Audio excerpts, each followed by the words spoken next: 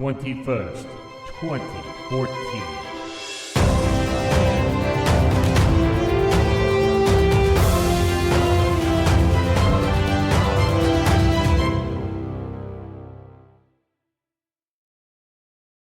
Every year, around the autumnal equinox, a very special event occurs in Western society.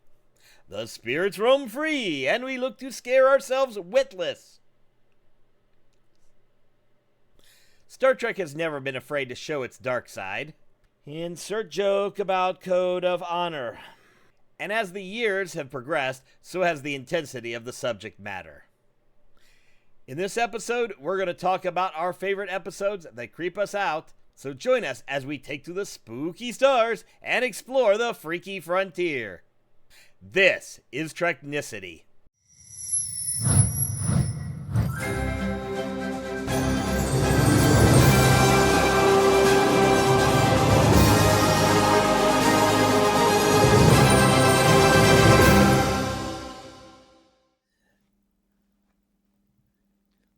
Welcome to Treknicity, Star Trek podcast, where we do the deep dive on all things Star Trek. I'm your host, Murderous Mike Raper.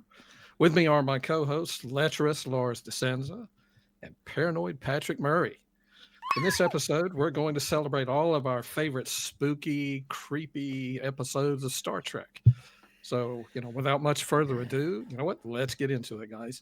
So what we're going to do tonight is we call the good, bad, and the ugly. Each of us have picked 3 episodes from all of Star Trek media that to us represent Halloween, and whether or not we think they're good, whether they're bad or ugly, we're going to find out as we talk about it with each episode, because we actually have not spoken about it to each other. So I'm going to kick this off with what, if you've ever watched any Star Trek, you have to think of as the quintessential Star Trek Halloween episode. It was season 2, episode 7 of the original series, Cat's Paw. It is the literal Halloween episode with an original air date of October 27th, 1967. It was made for Halloween. The writer of this episode was Robert Bloch. The plot summary of this episode, if you haven't seen it, spoiler alert, it's been out for a very long time. But if you haven't seen it, go watch it. But basically, the crew of the Enterprise encounters these 2 aliens called Korob and Sylvia, who use magic and illusion to trap the crew on a strange haunted planet, complete with black cats and ghosts and castles and dungeons, everything you would expect. The aliens exploit the crew's fear in an attempt to control them through magic wands and magic crystals. But once their control sources are destroyed, they turn into tiny little pipe cleaner aliens about this big, and they die, and the crew goes back to the Enterprise. So with all that said, a couple of interesting things about this episode. This is the only one ever made specifically for Star Trek. And the writer, when they wanted a Star Trek scary episode, Robert Bloch, this is the guy who wrote the script for the movie Psycho. And he was a big fan of H.P. Lovecraft. And if you're familiar with that gentleman's writings, Cthulhu, he referred to his pantheon of monster gods as the old ones, or the great old ones. And Korob in this episode actually says the old ones sent them to this galaxy. So nice little nod to Lovecraft's work here. I've seen this one. I have a soft spot for original series. And even I kind of like with this episode, I'm like, what the hell did I just watch? But what did you guys think? Have you seen this one? Well, let me take this first. If I've seen this one, it has been decades ago. I don't remember a whole lot about it. Most of what I can tell you is either from this or from Star Trek Online, because obviously they're doing their Halloween, and their Halloween thing is based off of this. Except you're trying to save the little pipe cleaner aliens from the great old ones, because there's witches and skeletons, and basically you run around and shoot them on the ground, and it sucks, but it's the grind. So yay. Yeah, at least I'm surprised. At least that's the only reference they put from H.P. Lovecraft. Could be his dog. Anyway, Lars. Well, yeah. So I've probably seen this episode more times than I care to count, because I've watched through the original series more times than I care to count. Growing up, I watched the original series, much like with most Star Trek geeks my age. Watched it with a parent or a sibling. So, the one thing is that I felt it was a good way for them to, I guess, kind of bring the idea of Halloween into Star Trek, because at the end of the day, Star Trek has traditionally tried to shy away from traditional Western or Christian holidays, even, or any kind of holidays in its formality. so, so we've never seen anything like Christmas or New Year's or anything of that nature. Holiday special on a weird planet. Yeah, well, that's Yeah. exactly. It's no life day. Um, Oh, but they did it. They brought it in a way that, since it wasn't, it really wasn't technically the Enterprise crew celebrating a holiday, they couldn't be accused of trying to bring paganism or anything like that into the series, at least not formally. They treated it as an alien representation of an ancient Earth custom by including these obviously very recognizable elements. So I felt it was a good episode. I certainly wouldn't say it was a great one, and it wasn't bad or ugly. It's very middle of the road. I mean, it's kind of like, as you kind of have we've all discussed in various circles or discussions, that sometimes when you have a longer series length, you have to have episodes that aren't necessarily meat and potatoes. They are just filler, just to kind of get the numbers through, because you can't blow the budget on every episode when you've got 20, 23, 26 episodes in a season. I'll be gluing this app. But again, it was all right. I'll give it a good. Patrick, how about you? Oh, I'm definitely kind of on the bad side, because it's like, yeah. I mean, it does what it does. Here, it's the Halloween episode. Yay! Okay. Yeah. I'm gonna say, at least it's not the Great Pumpkin Charlie Brown. Yeah. I agree. The only thing that to me really jumps out that makes it kind of moves it from middle of the road to bad is the literal use of the words trick or treat, not just once but twice. I was like, you're hitting me over the head with, yeah, got it, Halloween, got it. Yeah, if it's written, they could have just played the song from Nightmare Before Christmas. This is Halloween. This is yeah. That would have been this episode. Yeah, exactly. So, but you can't talk about Star Trek and Halloween without this episode. I mean, it is the Halloween episode for Star Trek. Yeah, absolutely. I'm not gonna lie. Ever since we started talking about doing this episode for this week, being that Halloween is this week, the thing is, I keep having that song, "Spooky Scary Skeletons," jumping through my head all freaking week, and I'm like, will you just stop? But hey, we get to. It could be worse. Yeah, it could be worse. Because the one that keeps going through my head is from that movie Halloween 3: Season of the Witch. Happy, happy Halloween, Halloween, Halloween, happy, happy Halloween, Silver Shamrock. And only Halloween only Halloween movie I've ever watched, actually. Yeah, because then the mask turns your head into bugs. That's, watch the movie; it's great. No, just no. I'm gonna go with no. Survey says no. Yeah, it's not good. So okay, so we got two bad, one good. I will consider myself outvoted for this episode. Yeah, definitely consider yourself outvoted, because that's hadn't. So, well, it does fit with one of the things that we've talked about this offline. I've always kind of envisioned the original Star Trek almost more as a horror show with sci-fi elements, because if you go back and watch so many of the episodes, people die in such horrific ways. Have all the salt sucked out of your body, have all the red blood cells sucked out of your body, turned into a silhouette by an acid monster. So many awful ways that people get killed in this show. So this one is just like, we're just going to be more overt about it and literally make it a scary episode.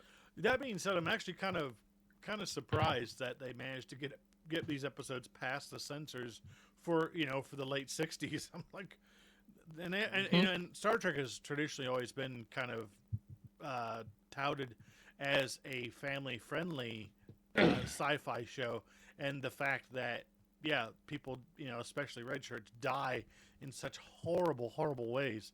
I mean, wow. I guess they didn't care about traumatizing children. No, they I didn't. think that's more of the TNG thing. Yeah, exactly. And speaking of TNG, I'd like to go ahead and let's go ahead and roll on to our second episode if we can. All right. Yeah, go ahead, Lars. The one that I put on my list, and as well as it was on Mike's list as well, was the season 6 episode of Star Trek: The Next Generation entitled Schisms. It was, again, as I said, it was season 6, episode 5. Original air date was October 19th, 1992.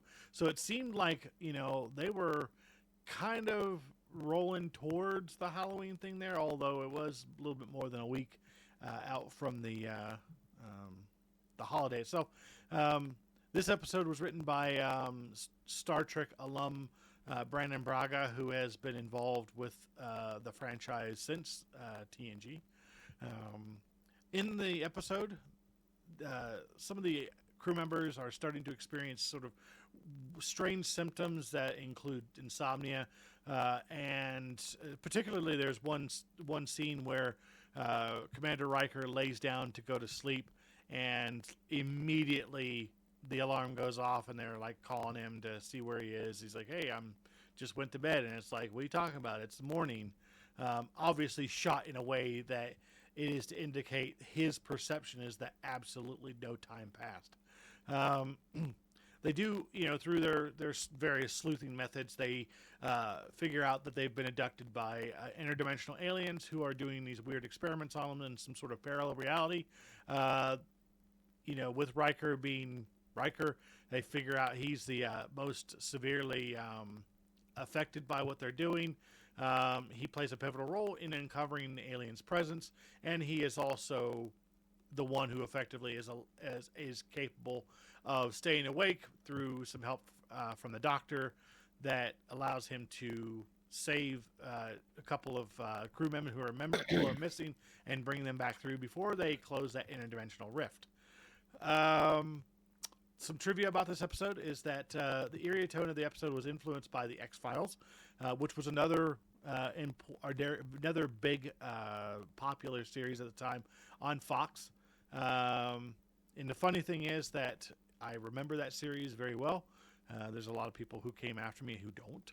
I don't know about you guys, but yeah. Anyways, and also the alien abduction scenes were filmed using disorienting camera angles and quick cuts to make you feel even more unsettled. Now, for me, I always felt this episode was very, very creepy because you never knew what was actually really going on. This whole thing about, it's like, are they imagining it? Are they going crazy?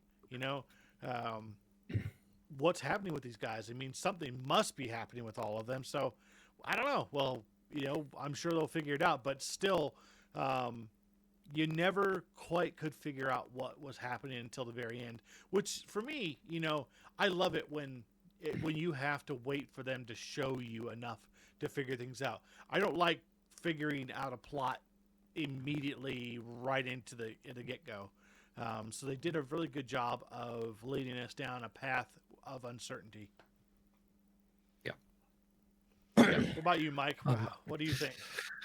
The thing that I remember most about this episode, the piece that was kind of like the highlight of the episode, is when they finally figure out who's being affected. They get them all in holodeck and they start describing the things they remember because they can't all remember everything. And they're like, I remember being on a table. Well, no, it wasn't wood, it was metal, and it was tilted up. And then there was an arm over the top with a really disgusting, mean-looking little claw thing. And then we could hear noises in the background, and you hear like the alien language, click, click, click. And it's like, it's just really, as you're watching this, I'm like, whatever's been going on with you guys is really, really bad, because at one point the doctor looks at someone and says their leg, I believe it was their leg, had been taken off and put back on, and it wasn't quite perfectly aligned. Yeah. It's like, what is going on with you people? Yeah, it has a slow burn episode to get to the tension, really ratchet it up till you get to that last scene where they finally see the aliens and, pull off the rescue. So yeah, it was, to me, this was a good one. Definitely a good one. What about you, Patrick? Definitely a good one. I mean, you build tension through these little camera angles, and it's a good play on the old alien abduction story. I will say the only downsides is we didn't have any anal probes, and there was nothing involving Worf's anatomy, which obviously hadn't been set in canon until Discovery came along. Yeah, but I remember, but you actually get this to go back to Star Trek Online. This actually appears in one of the storylines. They end up going through a portal and they end up in this room, and you're doing it with Worf, who remembers the room. And they got the clicks and the aliens running away and the table, and one guy gets basically all of his blood drained out and replaced with something. That red shirt's dead. And then the other guy, you revive him, and then a lot of other spooky things and Iconian bullshit. Yeah. It's a long story, but yeah, that was creepy when the one person that was brought back, they had his entire blood supply replaced with a liquid polymer. Yep. Ooh, that it just gives me the creeps. Well, with the creepy aspect to it is they don't ever explain why it's happening. There's never any, they're doing it because they have to save their species, no, they're just doing it because they can. I think this episode would have been a lot better if they had used the alien ray from the first episode of South Park. So instead of like taking off their limbs or anything, or changing their blood or anything, they just shoot them, and they like their faces like light up, and they got the little red dots on their cheeks, and I love to sing about the moon and the June and the spring. Yeah, that'd be kind of messed up. Well, I mean, hey, we're talking about South Park, so of course it's going to be messed up. That's the idea. Yeah. Mm-hmm. So yeah, I would say we definitely all give this a thumbs up, a good episode. Yeah. We'll go ahead and leave that there, and we'll move on to our next episode, which was chosen by Mike. It is the episode Empok Nor from Star Trek Deep Space Nine. Hold on, you kind of skipped over mine. Oh, but hang on a second. Yeah, you're right. I'm so sorry. I'm sitting there looking at at our sheet, and I had it rolled up just too far. My apologies. We're going to move on to the next episode, which is Conspiracy from Let's Star talk Trek about Conspiracy. Was one of Patrick's choices. This is a season one, so you could guess the quality is going to be a little uneven. Mm-hmm. Dropped May 9th, 1988. Writers were Tracy Torme, Robert Sabaroff. Sorry if I butchered that one. Basically, you have bug aliens that are taking over Starfleet, and it's a conspiracy, man. And basically, they're trying to infect all the high-ranking officers, and they basically have to fight and eliminate the threat before it spreads. Its biggest point here is the final episode where Lieutenant Commander Remick gets his head blown off and an alien pops out and goes, and then they shoot it and kill it. It's gore fest. Mm-hmm. Yeah, it was going to be a recurring villain thing, but yeah, the reception of this episode, nope, it was gone. Would have liked to see it. Side note, STO did bring it back, so of course it did. Of course it did. So, Lars, let's start with you. What did you think? Well, okay, so I'm going to tell you, this is probably one of my least favorite episodes of Star Trek, period. Not just the Next Generation, and it isn't because of the quality of the writing or anything of this episode, and it wasn't because of them blowing the guy's head off. I thought that was actually kind of funny, but that's just my sense of humor. I think for me, what I really didn't like is just the fact that they telegraphed so much, but they just went nowhere with it. And this kind of demonstrated some of the short-sighting short-sightedness of the first 2 seasons of Star Trek: The Next Generation. That they tried because in the original series, of course, we had the Romulans and the Klingons were the 2 biggest regular antagonists. In this one, the Ferengi were supposed to be the new antagonist, but they were so silly. I mean, it was like I go back to the South Park creators when they did Team America World Police. Matt Damon was actually supposed to be the big bad guy, but when they got the puppet, they thought that he looked like he had Down syndrome. And they thought there's no way that anybody would take him seriously as a bad guy. So that's why they played it off the way they did. Well, it's the same thing. Matt Damon. Yeah. The Ferengi turned out to be basically space clowns, even though they looked kind of weird. Yeah. We won't even get into their weapons. Right. God. Yeah. Yeah. Yeah. And so they thought, okay, well, since we're not going to do that, we're going to bring in right at the end of the first season, we're going to bring in a new antagonist. But they played it in such a way that it just wasn't believable. I mean, it really wasn't believable. It wasn't Code of Honor bad, but it was just terrible. Just terrible. Yeah. It definitely gets the big ugly stamp for me. Yeah. What about you, Mike? Yeah. Same. This I mean, almost all season 1 was just bad. I mean, let's just call it like it is. Season 1, TNG is just pretty much uniformly bad. This one had some bad elements to it. All the things you just brought up, the fact that they set this up and then it goes nowhere. The alien puppet looked terrible. We talked about the episode Catspaw with the little, string and styrofoam ball thing. This didn't look much better than that. And it started a trope that the show kind of continued that I never did like, is we're going to use Worf to show how the monster works. He's the biggest, strongest guy on the ship. So we're going to have this thing beat his ass to show how cool it is. And this just happens, over and over and over through all the shows. Oh, we got to show how bad the monster is. Go beat up Worf so that everybody knows, So it just was not a good episode. I mean, it started good with, the Enterprise goes off to a secret meeting with other captains and they're acting all, they're paranoid and wanting to make sure everybody's who they say they are. It's, this could be good. And by the end of it, you're like, oh, yeah, this gets the ugly stamp. This was, if you think about it, this is a really bad telegraphing for the plot of the entire 3rd season of Picard. The paranoia, the bad aliens, Picard had good effects. So yeah, I think I'm gonna have to go with the ugly. I mean, I kind of remember it and I enjoyed the episode, but yeah, it's in every way. I mean, you got, we'll invite you to a meal. Oh, we're going to eat bugs. Yum. Yeah. Oh, we got this thing on the back of our neck. Ooh, we'll just stick one on. Then you can pretend. Okay. Yay. Yeah. Also, and then, of course, the slugs popping out of the mouth, which is hilarious. Yeah. Yeah, and the little thing like just moving across the floor. And you could tell that it was almost like stop motion the way they did it. I think it was stop motion. Yeah, it was stop motion, and it was bad stop motion at that. Like, wow. Yeah. So yeah, this is an ugly all around.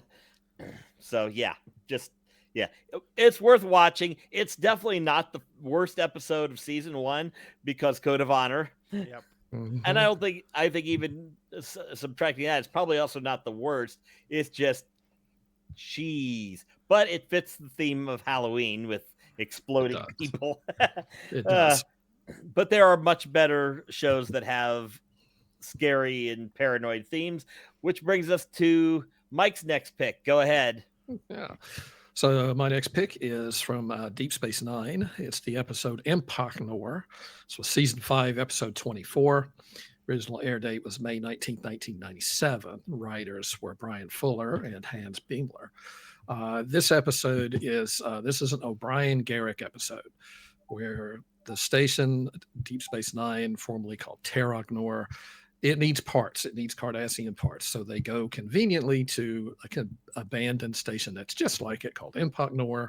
But they bring Garrick along because they suspect there could be Cardassian booby traps. And sure enough, there are, just not what they thought they were going to be.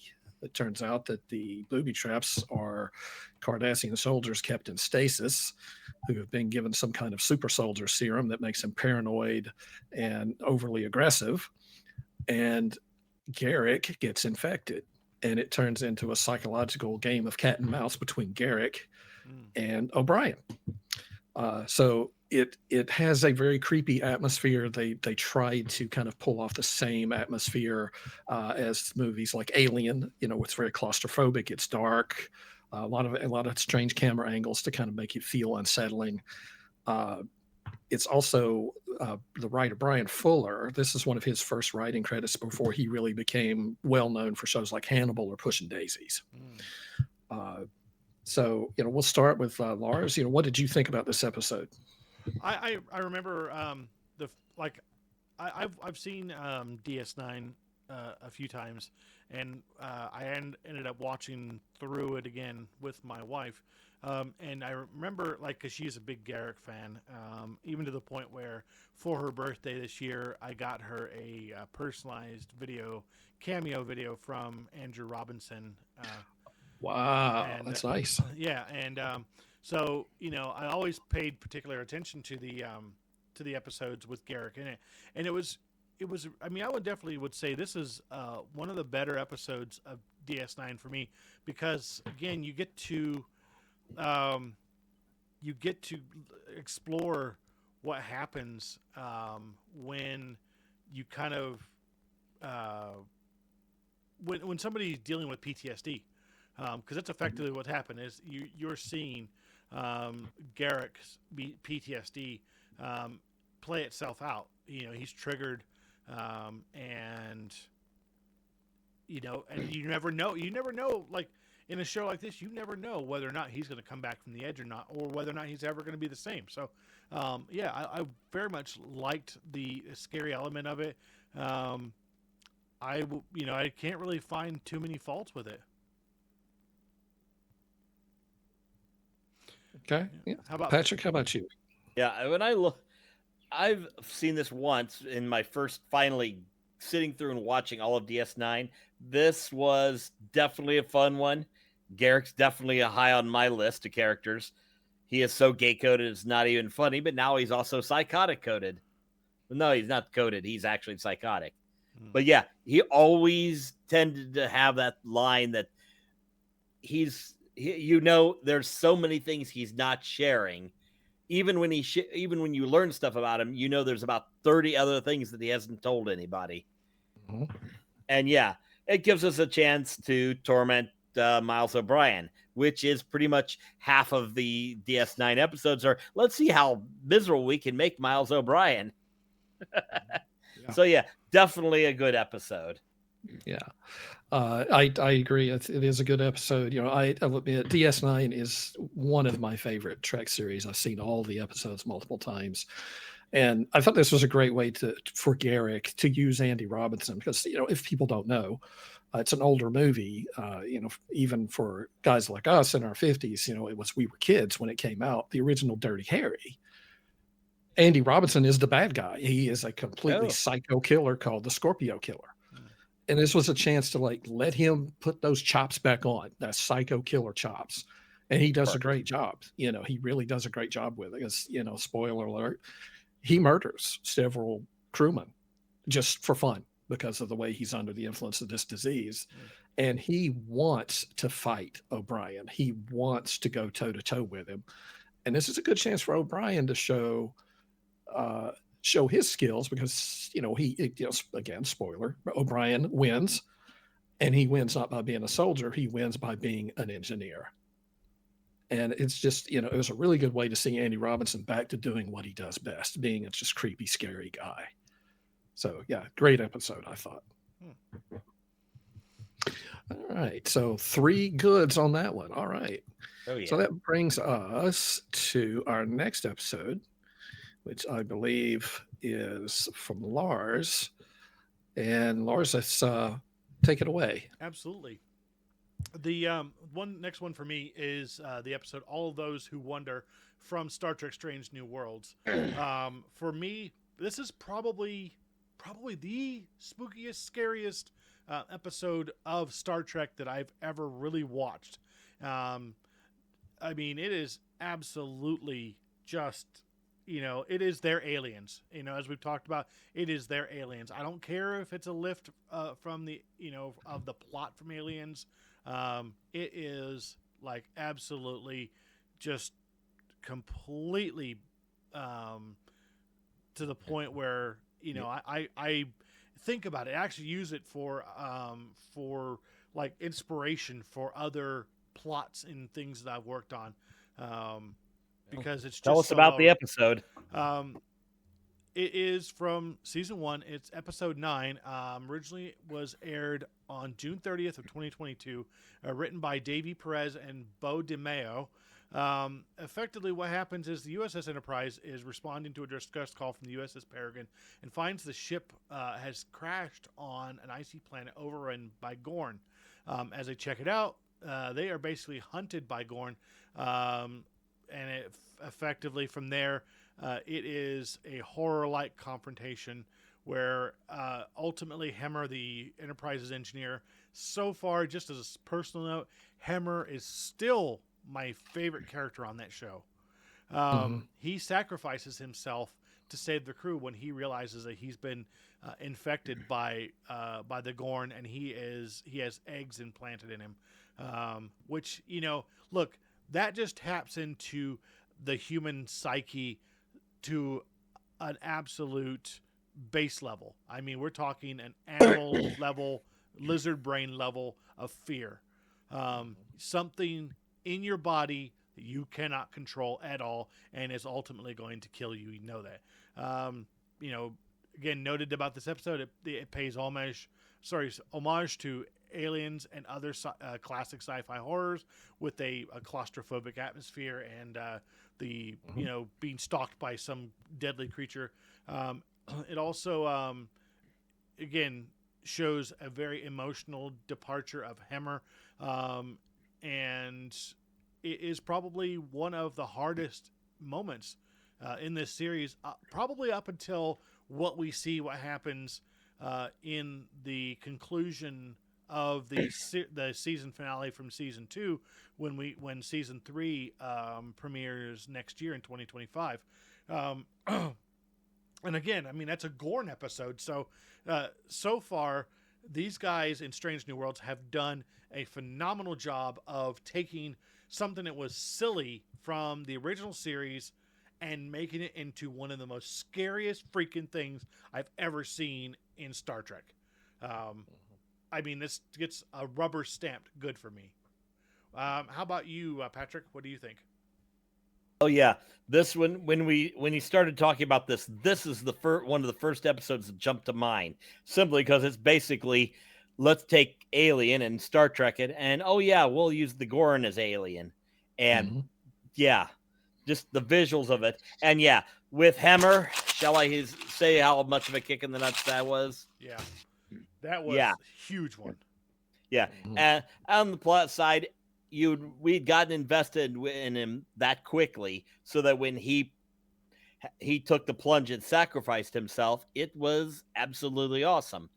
Compare that with which shows in the Kurtzman era, they really do know how to take and really get a punch with these deaths. Compared to say shall I say Tasha Yar and Armis. Yeah. This one fires on literally all cylinders and then some. So I agree. Yeah. Go ahead, Mike. Yeah, same. I agree. When I first watched it, so it was the Gorn. I'm thinking, okay, this is a really different take on the Gorn, because the original Gorn from the original series, it's almost the exact opposite of this. It's big, it's strong, but really slow, and it just looked goofy. It's and barely moves. And then they updated it for Enterprise to make it look the same, but it was faster, and it was kind of, okay, this is kind of cool. This takes it to just like a completely, totally scary level. They don't talk. They have no interest in communicating with you. They just see you as food and a way to reproduce, and that's it. And it was really, really well done. Very very creepy, atmospheric, and yes, Hammer. I'll say it. It's in front of the dozen people who are watching. He's my favorite engineer in all of Star Trek. I mean, even over Scotty. And I mean, I grew up on the original series. Hammer just really clicked with me early, and I was so bummed when they killed him. I'm gonna, if you don't mind, I'm just gonna make one comment in there based on what you just said, and this is a slight social commentary on the Kurtzman era of Star Trek.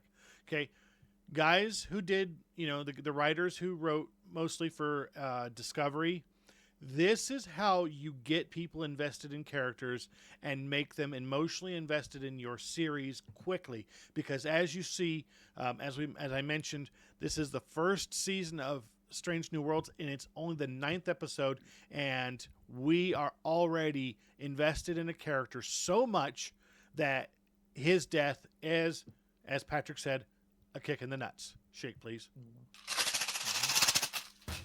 Thank you. Yeah, I talk about my nuts some more. No.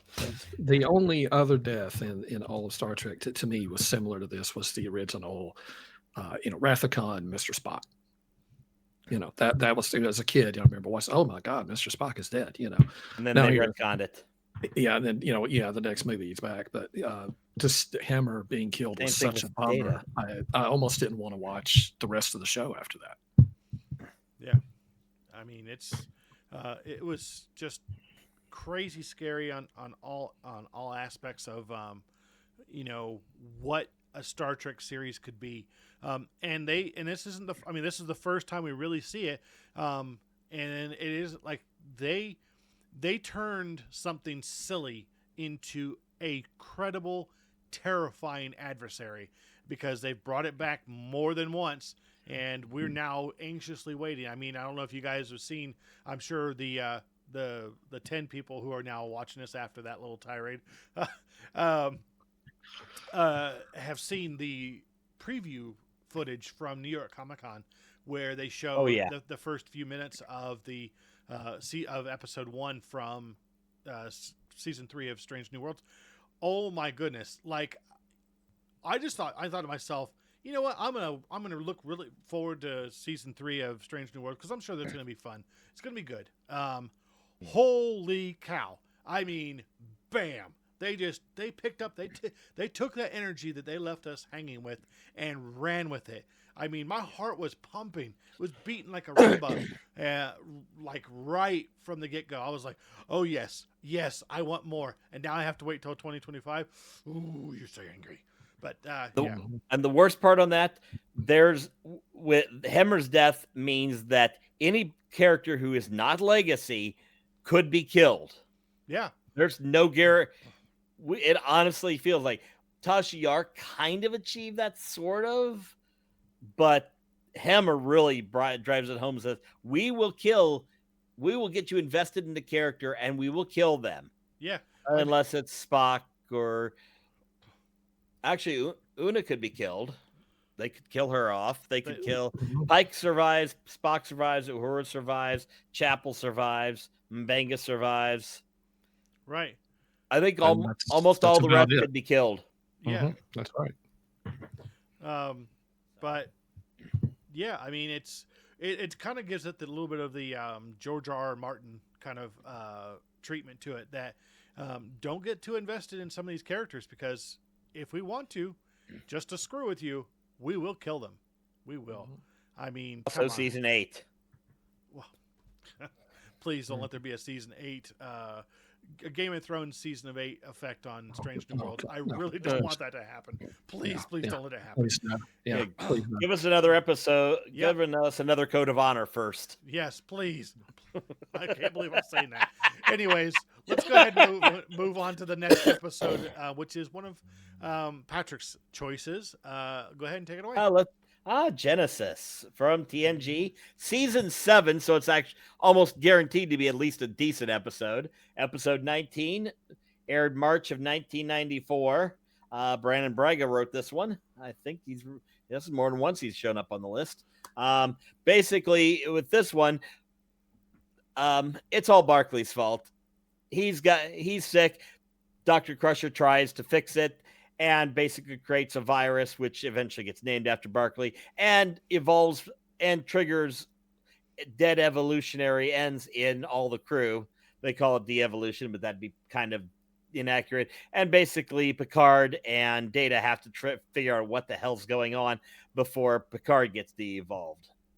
Some interesting things. Gates McFadden, playing Dr. Crusher, was first-time director on this episode. And the big thing here is we get a lot of makeup effects, transform the crew members into crowbang species, amphibians, giant beetles with 2 dicks, and giant spider in the case of Barclay. Yeah. Oh, and an iguana for Spot. Of course. Of course. So, in fact, the whole fact that Spot and Nurasagawa are both pregnant and Spot gives birth is the solution. So let's start. Mike, what did you think of this one? It's been a while since I've seen this one. I remember thinking it was an interesting premise, and I would say it was okay. They did put a lot of effort into the makeup, and some of it worked and some of it didn't. Caveman Riker was actually pretty cool. The biggest issue I had with it was it didn't seem consistent. If this virus causes you to de-evolve, then it makes sense that Riker would start to look like the Geico caveman. But so why doesn't Barclay? Why doesn't Picard? They're kind of going all different directions. So it didn't seem what was happening didn't really fit the description of what was supposed to be happening. But it is a creepy episode because it's very atmospheric. You don't know what's around any corner, who's been turned into what, and the whole time you're being chased down by giant beetle Worf, who is now so strong that he can actually punch through doors, and he just wants to kill everybody because he's trying to get to Troy.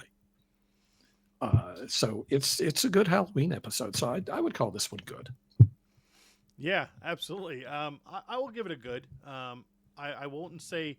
I can't call it a bad one because it was very well written, which is kind of weird because I have never really been a big fan of Brandon Braga's writing. But somehow, and spoiler alert, he actually shows up a third time on our list, which we'll get to here shortly. So the fact that he wrote something that was actually really kind of spooky is surprising. And I'm not trying to bag on him. I just was never a big fan of a lot of his writing because it just didn't really resonate with me. One thing that I will say I felt was good about it is it does tap into that primal fear of the unknown. Where will it end? What will you become? You don't know. You don't know what's going to happen. You don't know what level of, of communication you'll have or of recognition of any, So again, you just don't know, and it taps into that primal fear, which it did very well. So, yeah. I'll definitely give it a stamp of good. Yeah, it did what it was supposed to do, which is to just basically drive primal fears and everybody's. Yeah, and especially with Barclay, where not only does he turn into a spider and get scared, he gets Barclay's protomorphosis syndrome named after him. So that's torture Barclay, which we all like because Barclay being kind of tortured is fun. Speaking of Barclay, I read somewhere that somebody was talking about like the things that to note about Voyager is that effectively after Barclay left the Enterprise, he relapsed. Yeah, pretty much. Yeah. Unfortunately relapsed with the murderous tyrant Janeway. I think she's actually the scariest captain in all of Star Trek. But oh well. But yeah, this episode, absolutely good. Nothing I can. And again, yeah, some inconsistency, some weirdness, but that's mainly just so that they can do crazy stuff with the characters. So, Fair enough. so yeah, I absolutely would put this on the good list, and I think we're all in agreement. If shaky good, but good nonetheless. And I noticed 3 episodes of Brandon Braga. 2 of them are ones you picked. Yeah. Just so you know. Yeah, I know. Mhm. Which is Speaking of which, let's go to that one, Lars. All right, so number 7 on our list is the episode Frame of Mind from Star Trek The Next Generation. Of course, a lot of the episodes I pick for almost anything are going to be from Star Trek The Next Generation because that's always traditionally been my favorite. However, I'm dare going to say Strange New Worlds is pretty kind of running up and catching them. But that's for another discussion. The thing is that this is an episode from season 6. It is number 21. Originally aired on May 3rd of 1993. As we mentioned, written by Brandon Braga, if I could speak correctly. Riker finds himself trapped in a disturbing reality where he seems to be a patient in a psychiatric hospital with no clear understanding of what's real and what isn't. And as his sense of reality unravels, he struggles to determine whether or not he's truly mad or being manipulated by outside forces. The episode blurs the lines between hallucination and reality. So really some interesting trivia about this episode. Jonathan Frakes said that Frame of Mind was one of the most challenging episodes in his acting career due to its psychological intensity. Okay?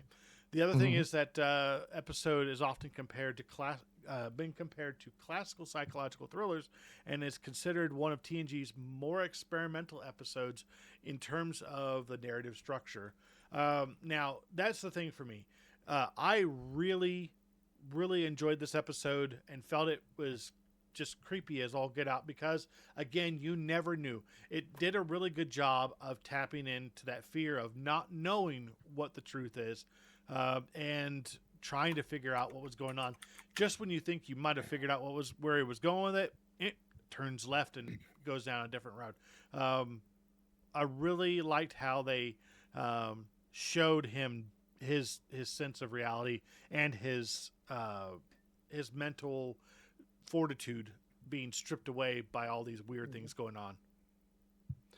What do you think, Mike? How did you find the episode? It's been a while since I've seen it, but I do remember enjoying it. And your summary is absolutely right when we talk about it blurs the lines between what's he's hallucinating and what is actually real. You really don't know for sure until almost the end of the episode what aspects of it real and what weren't. So it is a big, it's definitely a psychological thriller. This is not Monster of the Week. This is seeing him broken down.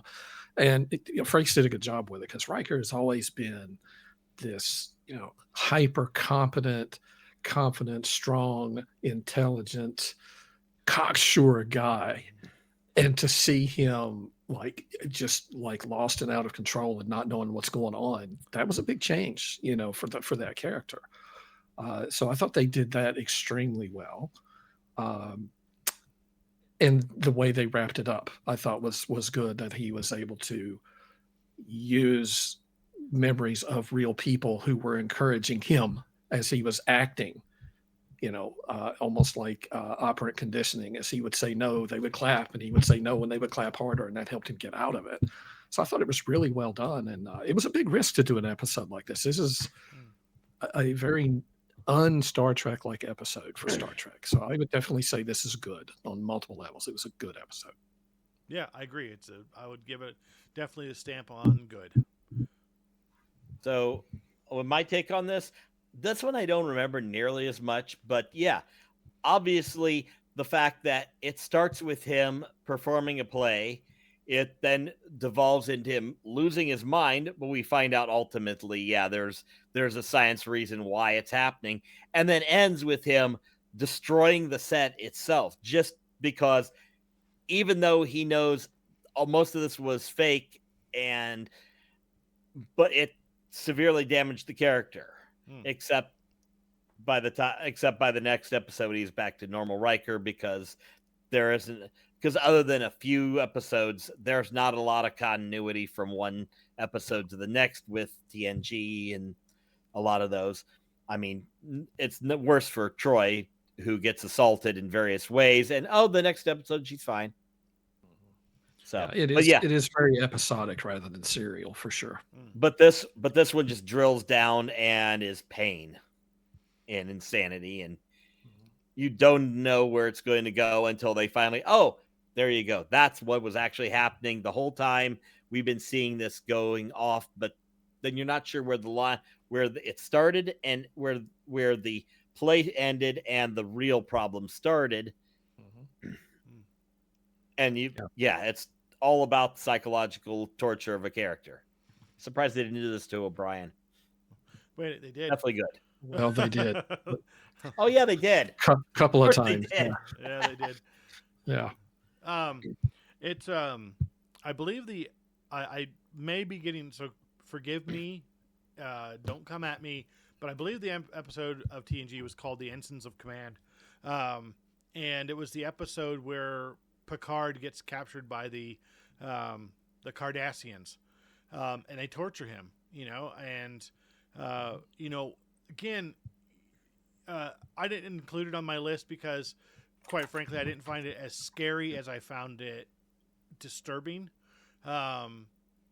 Insofar as that Sir Patrick Stewart even went and worked with Amnesty International and got information from them on people who had been tortured, so that he could portray that that level of abuse. And so again, it just shows the commitment to these actors who, obviously have wonderful acting chops, and Jonathan Frakes is no exception. And just to clarify, the episode you were talking about was Chain of Command. Chain of Command. Thank you. Thank you. Okay, sorry. I knew it wasn't. I just couldn't remember it until I looked it up real quick. Thank you for correcting me. That was actually a very good two-parter. Oh yeah, Jellicoe's a dick. So I mean, I think we all agree we got the three goods on this one. I'll go ahead and I'm going to hand off our last episode to Patrick, as it's one of his choices. Go ahead and take it away. Let's roll possibly the scariest one on here. It's Subspace Rhapsody from Strange New Worlds, season 2, episode 9, aired in August. Yeah, of course, it's dancing and singing and scary. No. Okay, yeah. They were waiting for that joke. Been waiting for the joke the entire episode. And if they had not gotten laughing, I was going to try to keep it going as long as possible. But no, they ruined it. Yeah, we're going to go to Star Trek Discovery. The episode is Context for Kings. Season 1, episode 3. Aired October of 2017. Writers were Gretchen J. Berg and Aaron Harberts. I probably am messing that one. So this is the third episode of Discovery. The first two were basically had the battle at the binary stars and the Vulcan hello. This is the first episode where we come aboard Discovery. Michael Burnham, the disgraced mutineer, is transported there. And she's given a chance to figure, and she's basically given a mystery that she solves in pieces over time. She's forced to join the crew to go investigate their sister ship, the USS Glenn, and acquire some things. This episode is the mystery box episode. I'll just say that. We get to meet Captain Gabriel Lorca, this very morally ambiguous character that we, of course, and this is going to be all spoilers if you haven't gotten through watching Discovery, because it discovered Klingons. He turns out to be the bad guy, of course. It's the beginning of the spore drive, and it causes a lot of problems for the first two seasons till Discovery gets chucked to the 31st century, thanks to Michael Burnham, Savior of the Galaxy, Part 1. So, who wants to take this one? Because I'm not sure. Because I know Lars, you might have seen it. Mike, I'm not 100% sure if you watched this episode yet. I watched it in preparation for this discussion. Because I think you were the one. Because I don't think you haven't watched through Discovery for the most part. Correct? I tried. I really tried. You know, all you out there listening and watching, again, the probably the 6 of you at this point. I really did try. I did, and I just couldn't do it. And this episode is a perfect example of everything wrong with this show. The spore drive, the ship's being driven by magic mushrooms now, and Shrooms, baby. You know, Michael Burnham is the only person who can do anything. You know, nobody else can figure anything out. It's all got to be her. Savior of the galaxy. The only good thing about it is Jason Isaacs playing Captain Lorca, who, you know, at this point you're like, oh, this guy's, he's a little shady, you know, he's kind of ambiguous, but that could be cool. You know, we've got a Starfleet captain who's not all goody-goody. That could be cool. And then, you know, you find out why and you're like, oh, I thought you were being clever. I should have known better. So this one gets a big, ugly stamp from me. Now, I want to ask, is the big ugly stamp because of the content of the episode or the fact that it was part of a greater series that genuinely, for older Star Trek fans like ourselves, has not embraced it very well? Yes. Okay, then. Both. Right. Yeah, but it really, as a standalone episode, it was just bad. Well, and that's the thing for me. When I go, like I watched through the you know, each season, and you know, each time I got to the end of the season, I was like, I'm not watching the next one. This is just stupid. And then invariably, you know, the next season comes along. I'm like, all right, I'll give it another try. And the thing is that, yeah, I mean, I wouldn't give it an ugly stamp on this one. I mean, if I was giving the entire series a review, I might go, at very least, you know, I might go ugly, but I would definitely say it was stamped with bad, just because. Again, we are taking so many divergences, is that the word, from traditional Star Trek technology. I mean, is it cool to introduce new things when you're when you're talking about, especially when they get into like the 31st century and stuff like that, you know, them introducing new tech, that was pretty cool. I was okay with that. But doing it right, like in a time, this is, you know, in a time that's supposed to be before Kirk's time. Now, I understand that, you know, they got to keep these things interesting and they bring in different elements, but I really felt like they just missed the mark on this because they didn't need to. When you start bringing in things that aren't needed to really make the story interesting, that's where you miss the mark. It's not only not needed, but you have to understand, as you're writing a show that's a prequel, it has to fit in with things we already know. So we're introducing this really cool thing called a spore drive. Why was it never referenced ever again in any other series that followed this ever? Well, that was one of the biggest. I think one of the biggest criticisms that some people have about Enterprise is that why was Archer never really, you know, mentioned in later series for the most part? I mean, they have. I mean, they, especially in the Kurtzman era stuff, they've kind of done some mentioning and whatnot. And I understand. I mean, that, like, even Enterprise went back and did the same thing. They brought in technological elements that effectively broke canon. I'll use the Romulans and their use of the cloaking device in at least one episode of Star Trek Enterprise that broke canon, because canon was that the reason why the Romulans were so powerful and so scary is because you couldn't see them coming. And that's what happened in Balance of Terror. They were terrifying because you had no idea when or where they were going to strike. But they saw this in Enterprise. They saw a bird of prey appear in one of their one of their gravitic minefields, and so I understand it.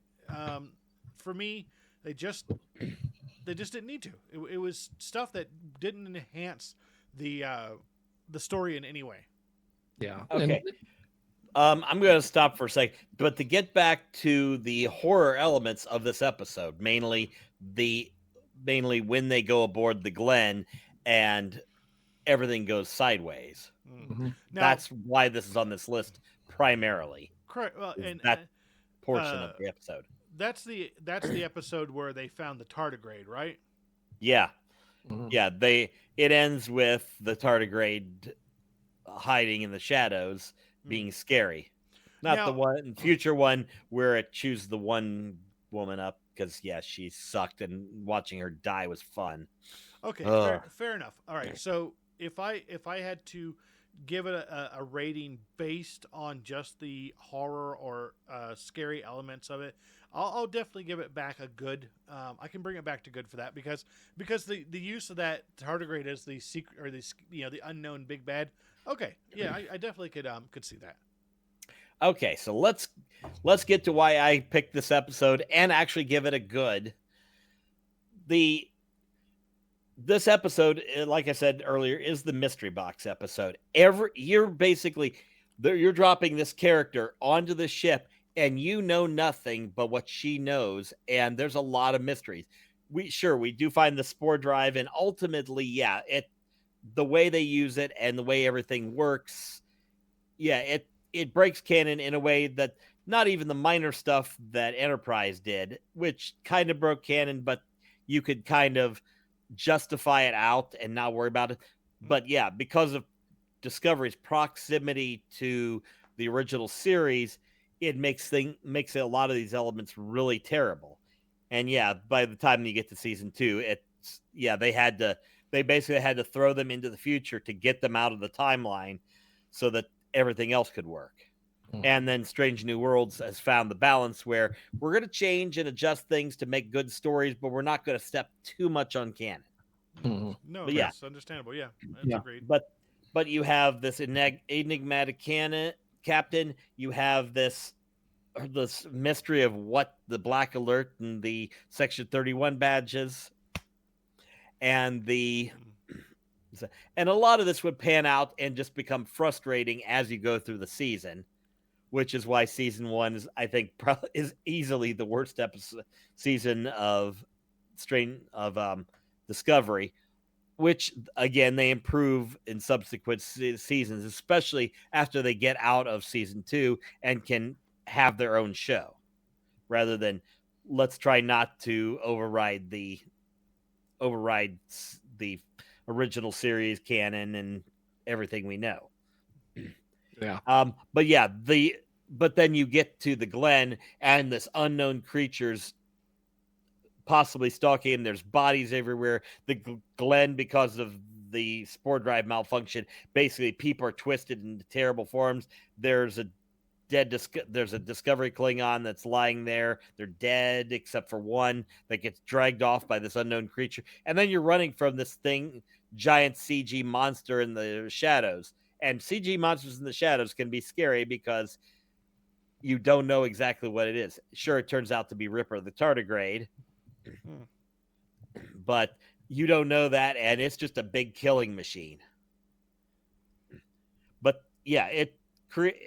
just like the Strange New Worlds episode, you have this scary atmosphere and this monster lurking in the shadows, and you don't know how they're going to get out of it or what they're going to do to get out of it. Of course, they get out of it because Michael Burnham saved the galaxy is there. I realized, they get out because Michael Burnham solves the problem, runs around, and then saves herself. Because of course she does. Yeah, absolutely. So but I'm giving this one a good because it sets up a lot of things that unfortunately lead to crap. But at this point, Discovery is not wholly terrible except for Klingons. Yeah. So Fair enough. But my suggestion, Mike, read the first two seasons and then jump to season 3 and watch. Sure, season 3, 4, and 5 are ended by Michael Burnham's Savior of the Galaxy, but Although I will say one good thing about season 2. At least it has Pike. yeah, and his hair. Absolutely. Yeah, and it gave us Strange New Worlds. That's the greatest thing that Discovery gave us was Strange New Worlds. Absolutely. All right, Mike, why don't you go ahead and wrap it up for us? Yeah, so now that we've pierced the veil of the unknown and shared our favorite scary episode choices, we're going to leave you with this thought from another iconic sci-fi franchise. If you haven't seen it, Alien. The tagline for that movie when it came out: in space, nobody can hear you scream. Unless you're a Ferengi, maybe, I guess. But thank you for joining us on Treknicity, where we do this deep dive on all things Star Trek multiverse. Again, I'm your host, Michael Raper. With me are my co-hosts, Lars DeSenza and Patrick Murray. Be sure to like and subscribe to our YouTube channel at Treknicity.com, as well as visiting all of our socials listed above. And you can find us on your favorite podcast services as well. If you have any ideas for future episodes, subjects you would like us to talk about, please feel free to email us at show@Treknicity.com or DM any of us on our social media accounts. And as always, rock out with your Spock out.